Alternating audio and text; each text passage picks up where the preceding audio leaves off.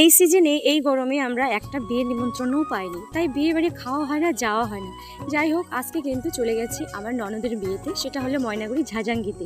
ঢুকতে না ঢুকতেই বরণ শুরু হয়ে গেছে। শালিরা বর জামাইকে নিয়ে এই যে নাচানাচি করছে, সেখানে একটু ক্যামেরাবন্দি করে নিলাম।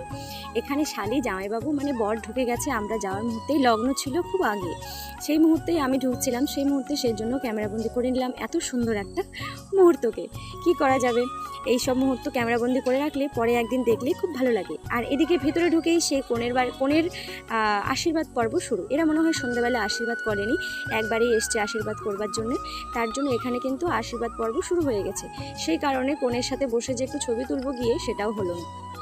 আর আমাদের যদিও একটু তাড়া ছিল, কেননা একটু কাজ ছিল যে বিয়ে বাড়িতে গিয়ে আবার আমাদের ফিরে আসতে হবে। সেজন্য বেশি সময় লেট না করে আমরা কিন্তু চলে গেলাম খাওয়ার দিকে। এখানে চিকেন পকোড়া, ভেজ পকোড়া, তারপরে আখের রস, তারপরে ফুচকা স্টল ছিল। আমি কিন্তু কিছুই খাইনি, একটা মাত্র পকোড়া নিয়েছি, সেটা হচ্ছে চিকেন পকোড়া। তারপর চলে গেলাম খাবারের টেবিলের দিকে। দেখো, খাবারের দিকে ঢুকতে হবে, এটা অবশ্যই সব বিয়ের বাড়িতে গেলে কিন্তু প্রথমে খেতে হয়, শেষে খাওয়ার আশা যে করবে তার ভাগ্যে কিছুই থাকবে না। যাই হোক, প্রথমে শুরু হয়ে গেল পাতা আর বোতল, মেনু কার্ড চেক করে নিলাম কি কি আছে, যেগুলো খাবার দেখলাম। যাই হোক, আমার কপালে হয়তো একটাও ঠিকঠাক খাওয়া জুটবে না।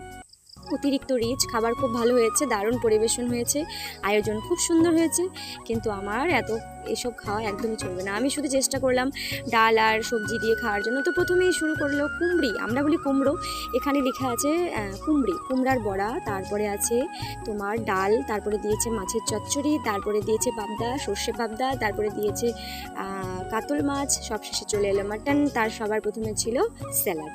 আমার একটু বলতে দেরি হয়ে গেল, ফ্রাইড রাইস দিয়ে দিয়েছে, পাত ভর্তি করে তো সব নিয়েছি, কিন্তু খাবো, খেতে পারবো তো, দেখতে পারবে তোমরা কদ্দূর খাই। সব শেষে একটা স্পেশাল জিনিস এখানে আছে, সেটাও দেখাবো। আমার বর কিন্তু যেখানেই যায় সেখানে ওর পাতটা পরিষ্কার হয়ে যায়।